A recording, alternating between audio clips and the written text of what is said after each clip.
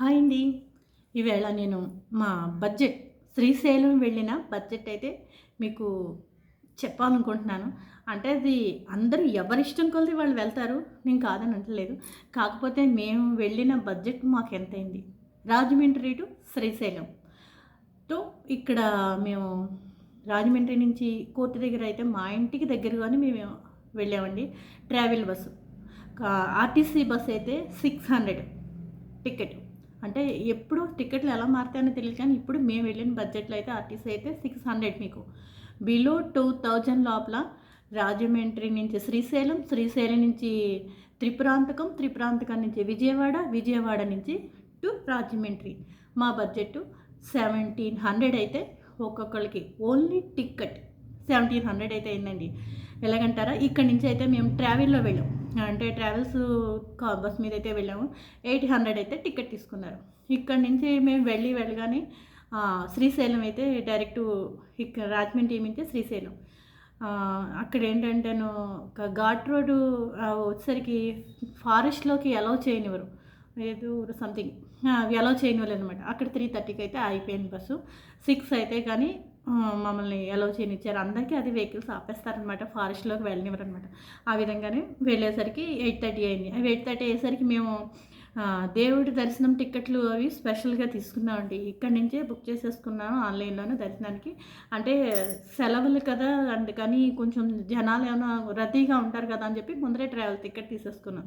ఈ విధంగా travel ticket తీసుకొని దేవుడి దర్శనం టికెట్ స్పెషల్ టికెట్ తీసుకున్నాం అనమాట.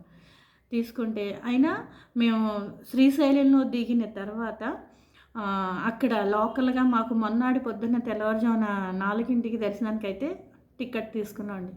ఈ రోజున మేము దిగాం కాబట్టి వెళ్ళగానే మాకు కరివెనవారి సత్రం ఉంటుంది. కరివెనవారి సత్రంలో అసలు మాకు రూమ్స్ అయితే దొరకలేదండి. లేవనేసారు. అందుకని సోమవారం కదా బిజీగా ఉంటాయట.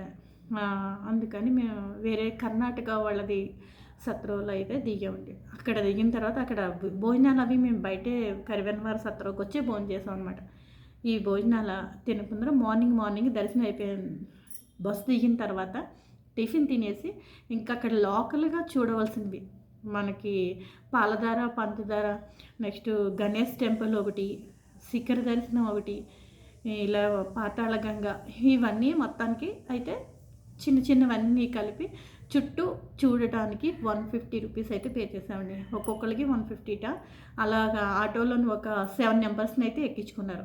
పెద్ద ఆటోనే సరిపోయిందనమాట. ఈ 7 మెంబర్స్ కలిపి కరెక్ట్‌గా మాకు 2 అవర్స్ అయితే పట్టిందండి. చుట్టూ తిరగడానికి 12 కిలోమీటర్లు చుట్టూ రౌండ్ చేసి ఇవన్నీ దర్శనాలు చేసుకుని రావడానికి. ఈ పాలధార, పంచదార అన్న ఆదిశంకరాచార్యుల మఠం అయితే అక్కడ ఆయన జపం చేసిన ప్లేస్ అండి. చాలా బాగుంది నిజంగాను. ఒక్కొక్కసారి మనం కొన్ని అంటే నాకు అనిపిస్తూ ఉండేది ఆదిశంకరాచార్యులు వాళ్ళు వారి సినిమాలు చూస్తూ ఉండేవాళ్ళం. అది చూసినా సరే ఈయన కనకధార స్తోత్రం అనేది నాకు చాలా ఇష్టం. అవి చూడాలి మనం అనుకున్నాను. ఆయన శక్తి పీఠాల్లోనూ అమ్మవారిని శ్రీచక్రంలో పెట్టిన ఆయన శ్రీచక్రంలో నిలబెట్టిన అమ్మవారిని మేమైతే త్రిపురాంతకంలో చూసామండి. చాలా బాగుంది. చాలా పెద్దది ఆ శ్రీచక్రం అనమాట. నిజంగా చెప్పాలంటే ఇంత పెద్ద శ్రీచక్రాన్ని మనం చేతులతో స్వయంగా కుంకుమ పూజ చేసుకునే అవకాశం అయితే అక్కడ త్రిపురాంతకంలో కూడా చాలా బాగా జరిగింది. అయితే లోపలికి వీడియోలో వెళ్ళొచ్చినవారు. ఇంకేంటంటే మేము ఈ చుట్టుపక్కలన్నీ చూసేసుకుని ఇంటికి రూమ్కి వచ్చేసి కరివెనవారి సత్రంలో భోజనం అయితే అలౌ చేయనిచ్చారు. భోజనం బాగుంటుంది. చాలా బాగుంటుందండి. ఎప్పుడైనా సరే అక్కడికే వెళ్ళి తినాలి అనిపిస్తుంది అనమాట. భోజనం అయిపోయిన తర్వాత మళ్ళీ సాయంత్రం ఒక 1 అవర్ రూమ్లో స్టే చేసి 1 అవర్ తర్వాత మళ్ళీ సాయంత్రం మామూలు ఫ్రీ దర్శనానికి అయితే వెళ్ళాం. స్వామివారి ఫ్రీ దర్శనానికి అయితే టికెట్ తీసుకోరు కదా! ఆ ఫ్రీ దర్శనం దాంట్లో చూస్తే నిజంగాను 4:30కి అలా అలౌ చేయనిచ్చేశారు. కాకపోతే ఏంటంటే సేమ్ ఇంకా ఒక పెద్ద తిరుపతి ఎలా ఉంటుందో అలాగే అనమాట. రూమ్‌లో వెయిటింగ్ హాల్. అక్కడ ఒక 5 రూమ్‌లు అయితే లైన్‌గా ఉన్నాయి. వెయిటింగ్ రూమ్స్ అనమాట. ఆ వెయిటింగ్ రూమ్‌లో ఫస్ట్‌నే కాబట్టి కూర్చోబెట్టేశారండి. కరెక్ట్‌గా 1 అవర్. 1 అవర్‌లో మేము వెయిటింగ్ రూమ్‌లో కూర్చున్నాం. హాఫ్ అన్ అవర్ వెంటనే కానీ వెయిటింగ్ రూమ్‌లోనండి అంతసేపు కూర్చున్నా సరే అప్పుడు హారతి టైమ్‌కండి 6కి అలాగా హారతి టైంగా నేను ఒక 10 నిమిషాల 15 మినిట్స్‌లో లలిత చదువుకోవడం నాకు ఇట్టే అయిపోయింది. చాలా స్పీడ్‌గా చదివేసుకున్నాను.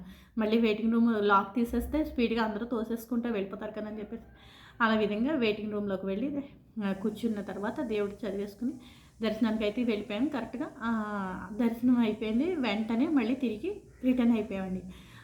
రిటర్న్ అయిపోయి ఆ రోజున మళ్ళీ నైట్ ఉండిపోయి మర్నాడు తెల్లారుజామున 3కి అయితే 3:30కి అయితే దర్శనానికైతే వెళ్ళాలి కదా! ఎక్కడ నుంచి అసల మనకి బస్సు, కార్లు అవి ఏమి పైకి దర్శనానికి అది వెళ్ళనివ్వరు. ఇవతల పక్కన ఎక్కడో ఆపేస్తారనమాట. 1 కిలోమీటర్ అయినా నడుచుకుంటూ వెళ్ళాలి. మన దేవస్థానం దగ్గరికి ఈ ఫ్రీ టికెట్ల దర్శనానికైనా సరే, దేవుడి స్పెషల్ దర్శనాలు ఏ టికెట్‌కైనా సరే, మనం రూమ్ తీసుకున్న దగ్గర నుంచి ఎవరికైనా సరే అదేనండి. రూమ్ తీసుకున్న దగ్గర నుంచి అక్కడి దాకా నడవలసింది. మనకు ఆటోలు కానీ అవేమి ఎలో చేయనివ్వరు పైకి. ఈ విధంగా 1 కిలోమీటర్ అయినా తెల్లవారుజామున మేము 3కి 3:15 లేచిపోయి స్నానం చేసేసి దేవుడి దర్శనానికి అయితే వెళ్ళిపోయాము. వెళ్ళగానే ఇంక డైరెక్ట్ స్పెషల్ దర్శనాలు కదా ఏదైనా సరే ఖాళీగానే ఉందండి. మేము ఉండవేమో అని అనుకున్నాం. కాకపోతే ఖాళీగా ఉంది. ఖాళీగా ఉంటే దర్శనం అయిపోయింది. స్పెషల్ దర్శనం అయ్యేసరికి కరెక్ట్‌గా స్వామివారికి, అమ్మవారికి హారతి అయితే ఇస్తున్నారు. ఇక్కడ 2 చోట్ల కూడాను. అమ్మవారి హారతి అయితే చూసామండి. చాలా చాలా బాగుంది అమ్మవారి హారతి. అంతే అక్కడ అమ్మవారి దర్శనం అయిపోయిన తర్వాత ప్రసాదాలు అవి తీసేసుకుని వేడిగా ఒక స్ట్రాంగ్ టీ తాగేసి బయలుదేరిపోయామండి. టిఫిన్ తినేసి మళ్ళీ రిటర్న్ బయలుదేరిపోయాము. అక్కడి నుంచి కరెక్ట్‌గా విజయవాడ కాదు, త్రిపురాంతకానికి 95, 110 అంతే. అంతకన్నా ఎక్కువ లేదు. కరెక్ట్‌గా 2 అవర్స్ అయితే మాకు జర్నీ పట్టిందండి. శ్రీశైలం నుంచి త్రిపురాంతకానికి. ఆ జర్నీ అయిపోయిన తర్వాత దేవుడి దర్శనం అక్కడ టికెట్ ఎంతంటే 220, 210 అంతే. అంతకు మించి ఏం లేదు. 95 దగ్గర నుంచి 105 అంతే. దర్శనానికి అయిపోయింది. పైకి ఆటోకి వెళ్ళాలండి. పైన కొండ మీద ఉంటుంది దేవుడు. అంటే ఎక్కువ పెద్ద భారీ కొండ కాదు. ఇక్కడ అమ్మవారి దర్శనానికి ముందర స్వామివారి దర్శనం చేసుకోవాలట. స్వామివారి దర్శనం దగ్గర నుంచి అమ్మవారి దర్శనం చేసుకోవాలట. ఈ 2 దర్శనాలు వెళ్ళేటప్పటికి త్రిపురాంతకంలోను స్వామివారి దర్శనానికి వెళ్ళేటప్పటికి కరెక్ట్‌గా కమిషనర్ గారు ఎవరో వచ్చారటండి. ఇంకా అంతే. చిన్న వీడియో కూడా తీశారు. నాకు అవకాశం కూడా దొరికింది. చాలాసేపు అయితే ఇంక మమ్మల్ని ఎవరు డిస్టర్బ్ చేయలేదన్నమాట. కొంతమంది తోసేస్తారు వెళ్ళిపోతారు. అలా కాకుండా దర్శనం బాగా జరిగింది. అయిపోయిన తర్వాత అక్కడి నుంచి మళ్ళీ ఆటో మీకు కరెక్ట్‌గా మనం త్రిపురాంతకంలో బస్ దిగిన తర్వాత 250 అయితే ఆటో తీసుకున్నారు. 2 దర్శనాలు కూడా బాగా జరిగాయండి. 2 దర్శనాలు పైకి వెళ్ళిన తర్వాత అక్కడి నుంచి అమ్మవారి దర్శనం కూడా చాలా బాగా జరిగిందండి. అమ్మవారి దర్శనం దగ్గర నేను చూశాను ఆదిశంకరాచార్యులు పెట్టిన శ్రీచక్రాన్ని. అప్పుడు నిజంగా అంత పెద్ద శ్రీచక్రం ఉంటుందని ఎప్పుడు కూడా మనం చూసేది మీడియం సైజ్. అతి పెద్ద సైజ్ అండి. నిజంగానే చాలా బాగుంది. దర్శనం అయిపోయింది. ప్రసాదం తీసుకుని అయితే కుంకుమ అది కొనుక్కుని అయితే అక్కడ కుంకుమ కొనుక్కుంటే మంచిది అన్నారని కుంకుమ తీసుకుని మళ్ళీ భోజనాలు బయట తిన్నాము. బస్ టైం అయిపోతుంది. మళ్ళీ విజయవాడ అమ్మవారి దర్శనానికి వెళ్ళిపోవాలని చెప్పేసి త్రిపురాంతకం నుంచి విజయవాడ టికెట్ 225 అంతా తీసుకున్నారు. కాకపోతే 195 కిలోమీటర్లు ఎంతోనండి. త్రిపురాంతకం నుంచి విజయవాడ 195 కిలోమీటర్లు. దర్శనానికి అయితే విజయవాడ దిగాం. విజయవాడ దిగేటప్పటికి కరెక్ట్గా హారతి ఇచ్చే టైం అండి. అమ్మవారికి హారతి ఇచ్చే టైం. ఈ హారతి ఇచ్చే టైంలో మమ్మల్ని స్పెషల్ టికెట్ తీసుకున్నా సరే వెయిటింగ్ రూమ్లో యువతల పక్కన లైన్లోనే నుంచోబెట్టేశారు. ఆ లైన్లో నుంచుని దేవుడి దర్శనం మనకి తాళం తీసే లోపల దేవుడిది కొంచెం నేనైతే పుస్తకం ఒకటి పట్టుకెళ్ళాను.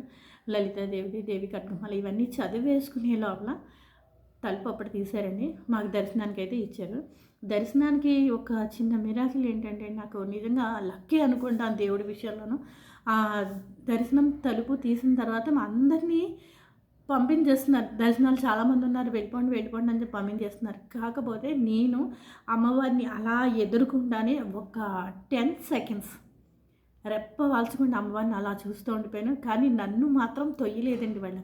అది నిజంగా అదృష్టం అనుకున్నా. దేవుడు తెలిసిన అంత ఎప్పుడు తోసేస్తారు. ఎంత టికెట్ పెట్టి కొనుక్కున్నా ఏం చేసినా సరే తోసేస్తారు.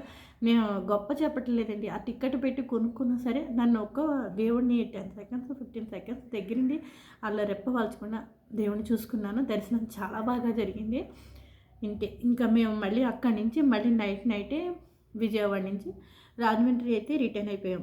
ఇక్కడి నుంచి ఇంకా టికెట్ అయితే 300 ఎంతో తీసుకున్నారు. నేను ఆర్టీసీకి అయితేనే 600 చెప్తున్నాను. మేము ట్రావెల్స్ దాంట్లో వెళ్ళాం కాబట్టి 800 అండి. అక్కడి నుంచి శ్రీశైలం నుంచి త్రిపురాంతకానికి ఇక్కడి నుంచి మాకు ట్రావెల్ తీసుకున్నాము. కానీ శ్రీశైలం నుంచి త్రిపురాంతకానికి ఆర్టీసీ ఎక్కాం. త్రిపురాంతకం నుంచి విజయవాడ ఆర్టీసీ ఎక్కాం.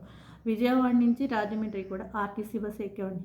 మొత్తం బడ్జెట్ అంతా కలిపి మేము ఎక్కిన బస్సులు ట్రావెల్స్ బడ్జెట్లు ఫుడ్ కాకుండా మేము అక్కడ ఎక్కిన ఆటో కాకుండా 1675 రూపాయలు అయితే తేలిందండి. ఇది మా బడ్జెట్ 1675 రూపాయలు. ఇంకా పైన ఫుడ్ అంటారా ఇంకో 1000 వేసుకోవచ్చు అంతే. ఇది రాజమండ్రి టు శ్రీశైలం మా బడ్జెట్. దర్శనం అయితే చాలా చాలా బాగా జరిగింది. మీకు ఇంకా వీడియో నేను పెట్టలేదు, ఫుల్ వీడియో కూడా పెడతాను. తప్పకుండా లైక్ చేయండి, షేర్ చేయండి, సబ్స్క్రైబ్ చేయండి.